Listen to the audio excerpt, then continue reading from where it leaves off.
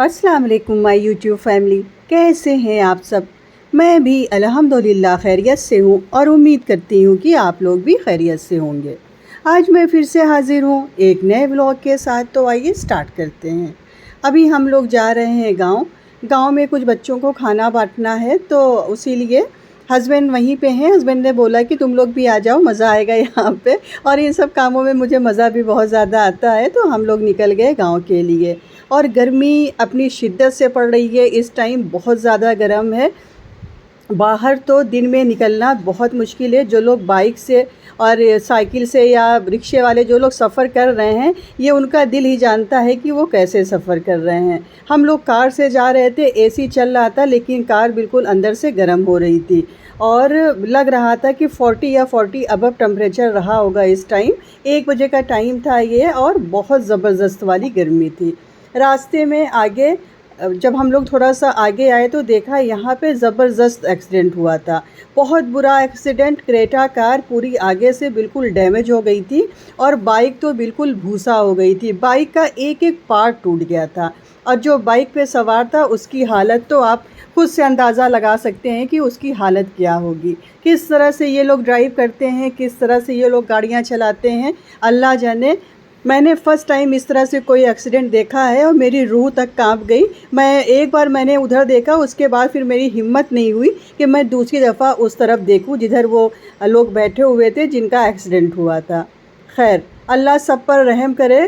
गाड़ी और ये जो बाइक बच्चे चलाते हैं, ये बहुत स्पीड में चलाते हैं। इन लोगों को, माँ बाप को हिदायत देनी चाहिए कि स्पीड को कम रखें बाइक जब चलाएं तो। लेकिन क्या बच्चे सुनते नहीं हैं। कोई माँ बाप नहीं चाहते हैं कि उनके बच्चे का एक्सीडेंट हो या इस तरह से कोई हादसा हो। लेकिन जब घर से बच्चे बाइक लेके निकलते हैं तो वो बिल्कुल हवा में उड़ते रहते हैं और एक एक बाइक पे दो दो तीन तीन सवार रहते हैं। तो इसी वजह से ये सारे हादसे हो जाते हैं। खैर, अल्लाह सबको महफूज रखे, सबको अपने हिफ्ज़ो अमान में रखे। मेरी तो हालत ख़राब हो गई थी ये एक्सीडेंट देख के। मैं घर से सदका निकाल के चली थी, लेकिन जब मैंने ये एक्सीडेंट देखा तो मैंने फिर से सदका निकाला और मेरा दिल इतना बुरा धड़क रहा था कि मैं बता नहीं सकती। खैर, आ गए हम लोग गांव और यहाँ पे खाना पकना शुरू हो गया था। छोला चावल बन रहा है, तो चावल बॉयल हो चुका था, छोला भी बॉयल हो चुका था। अब मसाला तैयार हो रहा है। नीम के नीचे ऐसे चूल्हा जल रहा था और यहाँ पे गर्मी तो है, लेकिन यहाँ इस जगह पे थोड़ा सा कम गर्मी लग रही थी और ठंडक का एहसास हो रहा था। जैसे ऊपर पत्ती वत्ती थी, हरियाली थी, तो यहाँ पे उतनी शिद्दत वाली गर्मी नहीं थी जो रास्ते में थी जब हम लोग आ रहे थे। यहाँ पे रिलैक्स था, आदमी बैठ सकता था। हम भी बहुत देर तक यहाँ पे बैठे हुए थे। ये बावर्ची जब खाना बना रहे थे तो मैंने यहीं पे कुर्सी डाल के डाल ली थी और मैं भी देख रही थी ये कैसे बना रहे हैं, क्योंकि इतना बल्क में मैंने कभी नहीं बनाया। तो एक अंदाज़ा ले रही थी कि अगर ऐसे बल्क में मैं बनाऊं तो कैसे बनाया जा सकता है। तो मैं यहीं पे बैठी थी, रिलैक्स था यहाँ का मौसम। यहाँ का मौसम उतना ज़्यादा गर्म नहीं था और छोला बनके तैयार हो गया, पूरा कंप्लीट हो गया छोला और चावल भी कंप्लीट हो गया। बच्चे आ गए थे। हस्बैंड ने सुबह बता दिया था बच्चों से कि तुम लोग आना 4 बजे, तुम लोगों को खाना मिलेगा। तो ये सारे बच्चे आ गए। ये सब हस्बैंड के मेहमान हैं। ये सारे मेहमान एक एक करके आ रहे थे। तो मैंने इनसे बोला कि तुम लोग सीढ़ी पे बैठो, मैं तुम्हारी वीडियो बना रही हूँ। तो ये सारे बच्चे इतना खुश हो गए और एक दूसरे को आवाज़ दे रहे थे कि आओ आओ, वीडियो बन रही है, फ़ोटो खींच रही है। भाई बचपना है, बच्चे हैं। इतना ज़्यादा ये लोग खुश हो गए थे कि मैं क्या बताऊँ।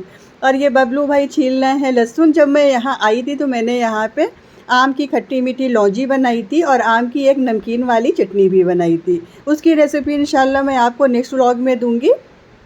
और उसके बाद फिर यहाँ पे मोहसिन भाई ने बनाई बहुत अच्छी वाली चाय। मोहसिन भाई के हाथ की चाय तो आप पी लीजिए तो बिल्कुल ताज़ा हो जाइए। गज़ब की चाय बनाते हैं। और ये लौंजी मैंने बनाई थी, इसको मैं ऐसी रैंडम अभी दिखा रही हूँ। इसकी फुल रेसिपी इंशाल्लाह मैं आपको नेक्स्ट व्लॉग में दूँगी।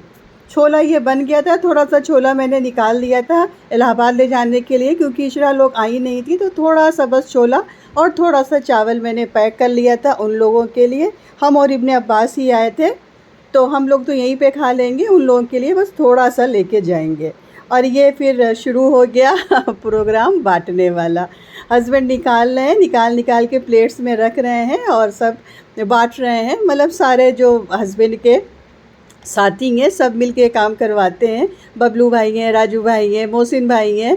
पन्नी भाई थोड़ा सा लेट आए थे, वो कहीं शायद बिज़ी थे, तो नहीं तो बाद में वो भी लग गए थे। तो सब लोग मिल के सब काम करा लेते हैं और इन सब कामों में हस्बैंड को बहुत ज़्यादा मज़ा मिलता है, उनको बहुत सुकून मिलता है कार्य खैर करने में। और इनको आजकल मिल गए हैं साथी सलमान भाई।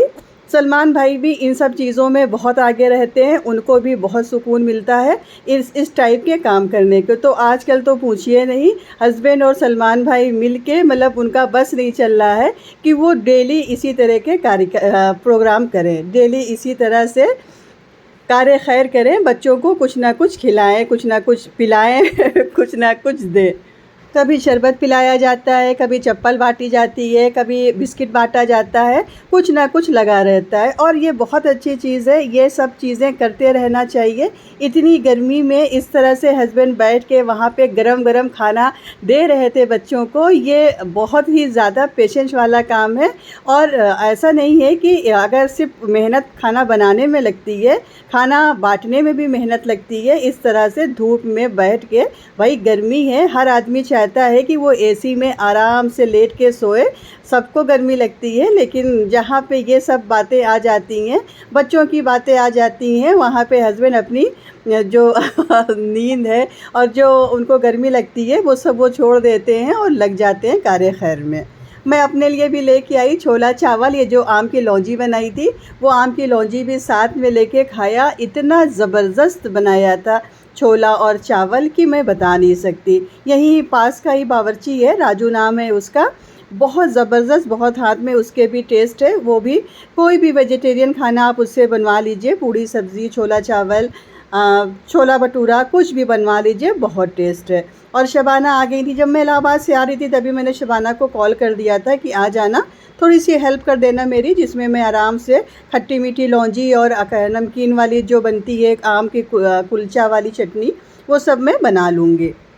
जो गांव में हेल्पर रहती है सोनिया, वो भी थी, वो ऊपर गेहूं साफ़ कर रही थी क्योंकि गेहूं आए हैं ना अभी, तो वो गेहूं की सफाई कर रही थी। फिर वो भी नीचे आ गई थी और सब लोग अपना आराम से बाहर बैठे थे। सिर्फ पंखा चल रहा था, ना तो कूलर चल रहा था, ना एसी चल रहा था। एसी कमरे में चल रहा था, बाहर सिर्फ पंखा चल रहा था। लेकिन पंखे की हवा में भी आदमी सुकून से आराम से बैठा था, कोई प्रॉब्लम नहीं हो रही थी। मतलब गाँव का जो माहौल होता है, हमें लगता है कि बड़ा सुकून वाला रहता है, चाहे वो जाड़ा हो चाहे वो गर्मी हो। जब ज़्यादा गर्मी लगे तो आप कमरे में चले जाइए, कमरे में लेटिए, एसी में आराम से लेटिए, और नहीं तो फिर आप बाहर आ जाइए, हवा का मज़ा लीजिए। और ये सारे बच्चे पहले छोला चावल खा रहे थे, फिर आके यहाँ पे पानी पी रहे थे फ्रिज से, उसके बाद फिर छोला चावल खा रहे थे।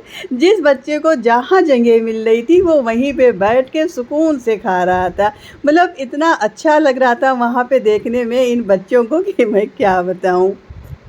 मुझे भी बांटना है एक दिन, अभी डिसाइड नहीं किया है, मैं भी बच्चों को कुछ खिलाऊंगी। मेरी कोशिश है कि मैं अपने हाथ से बना के खिलाऊं। अब देखते हैं कि कहाँ तक मैं कामयाब हो पाती हूँ, मैं खुद से बना पाती हूँ या बावर्ची से बनवाती हूँ। बहरहाल एक दिन मुझे भी खिलाना है बच्चों को खाना।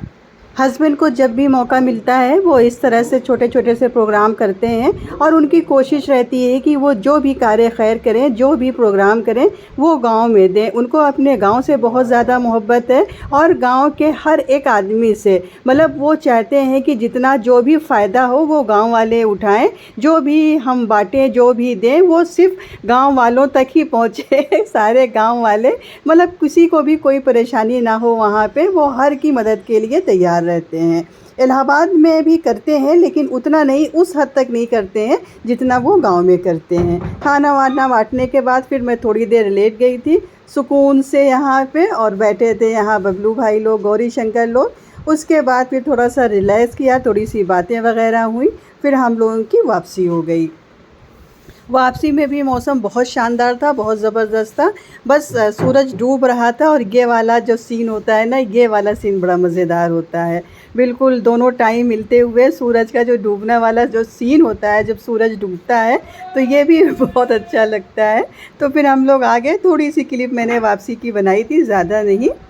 तो फ्रेंड्स, ये था मेरा आज का छोटा सा व्लॉग। मैं उम्मीद करती हूँ कि आपको पसंद आया होगा। पसंद आया हो तो प्लीज़ लाइक ज़रूर करिएगा, और चैनल पर अगर फ़र्स्ट टाइम आए हैं तो बिना सब्सक्राइब किए हुए मत जाइएगा। अल्लाह हाफ़िज़। बाय।